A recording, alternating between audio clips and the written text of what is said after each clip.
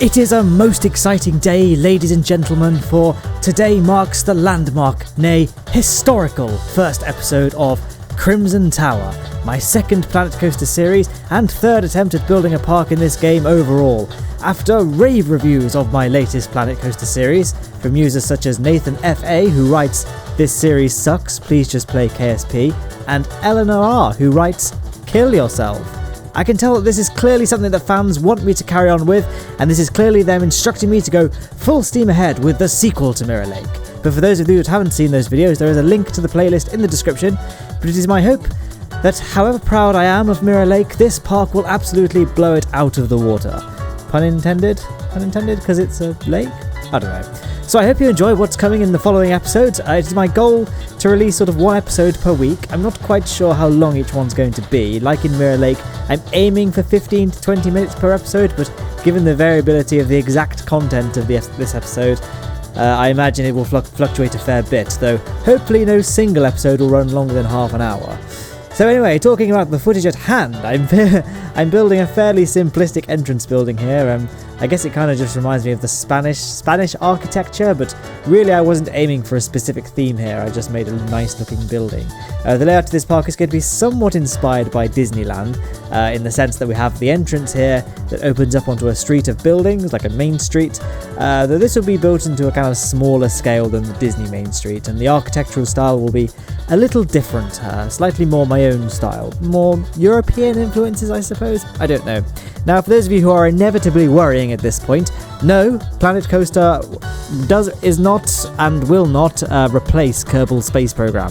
Kerbal Space Program will remain the bread and butter of this channel, but it'd be nice to have another series to supplement KSP during the days where KSP isn't being uploaded. So typically I aim for Saturday releases of Kerbal Space Program. For those that are unaware, I'm currently in the process of moving house and I have a few things going on in my life at weekends at the moment. It's been a bit of a struggle for me to make Kerbal Space Program content recently, but I'm moving on the 24th. I've finished moving on the 25th of November, so at that point I'll be much more free to go back to business as usual. So yeah, like I say, I'm going to probably aim to sort of do Planet Coaster on Wednesdays and then stick to Kerbal Space Program on Saturdays. But we'll just see how it goes. This one's being uploaded on a Saturday just because I feel like this is a monumental episode. It's the first episode of the series, so it kind of needed the Saturday slot. And also, I'm not away at the moment, but when this goes up, I will be away from home and I wouldn't have been able to make Kerbal Space Program content. So this is me, by the way, just making the logo for the theme park, as I'm sure you can see. Some of you may be wondering, Matt, you charismatic champion, that's not the name of the theme park, that says Lake Adventure. And you're right, astute viewers.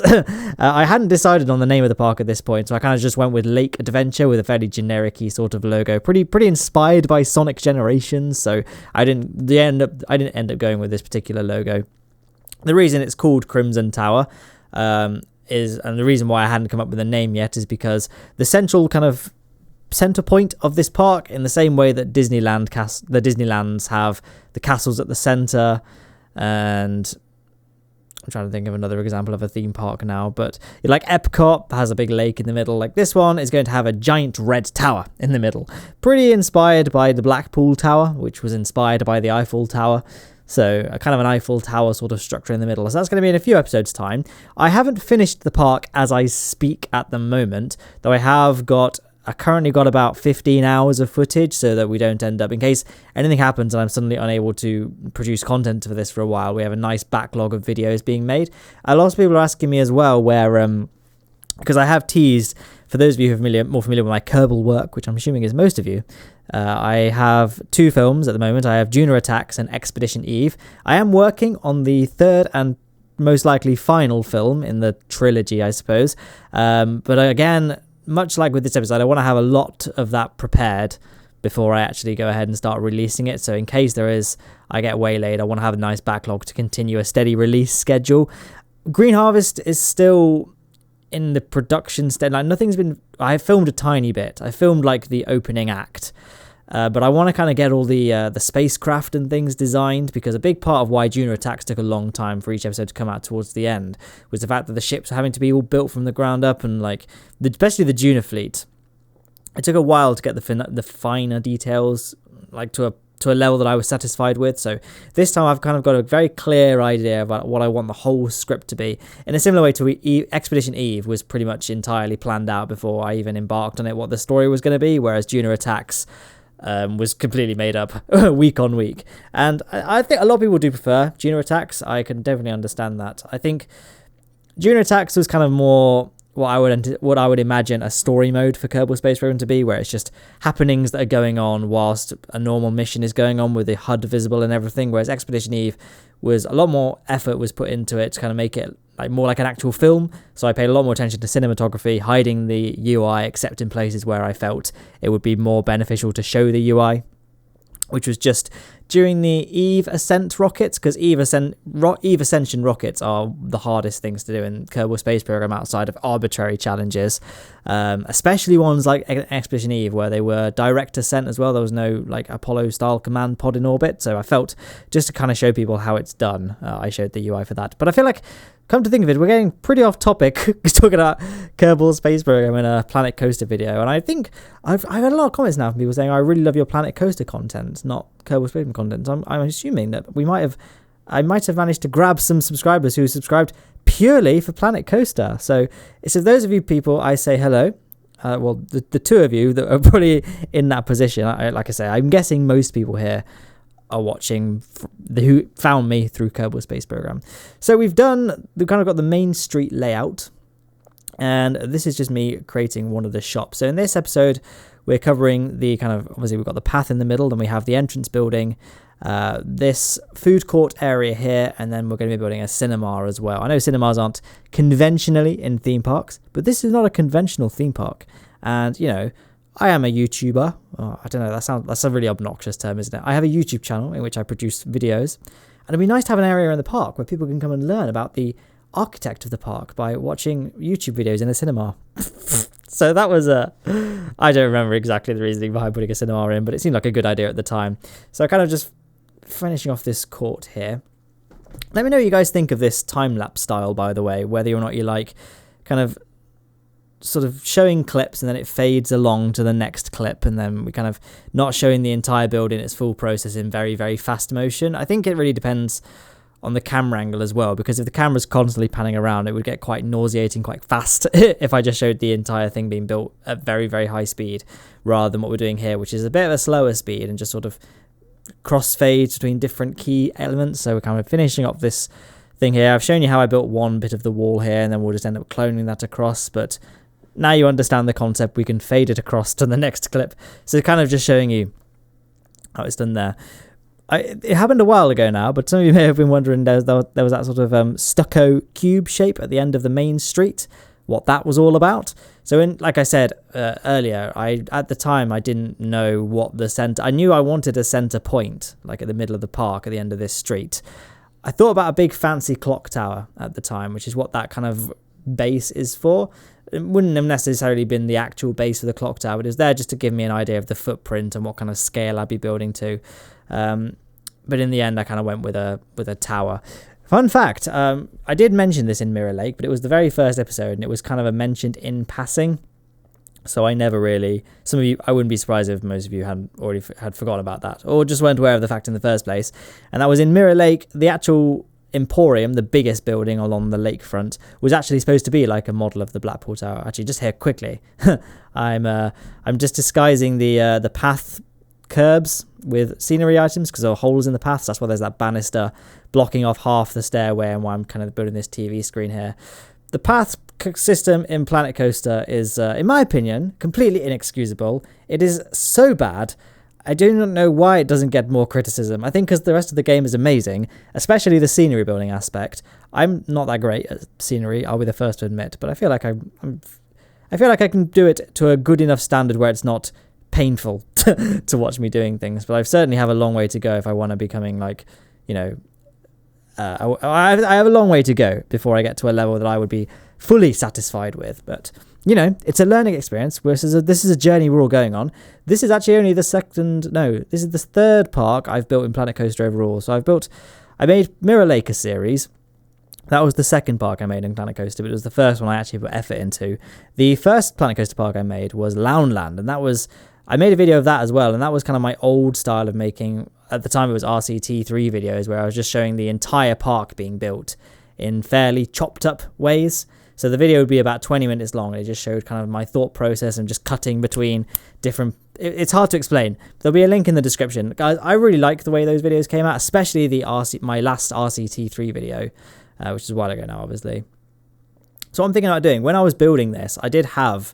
Like Shadowplay does record my microphone anyway. So I can potentially make one of those sorts of videos as well. That's what I'm thinking of doing. Once this series is concluded, I'll make 2 videos. I'll make a cinematic tour of the park, much like I did with Mirror Lake, but also probably make the abridged version of this series, which instead of it being a series of episodes, I'm not quite sure how many episodes it will be yet, but instead of being episodic, it will just be kind of one 20-minute video that just shows the entire park being built.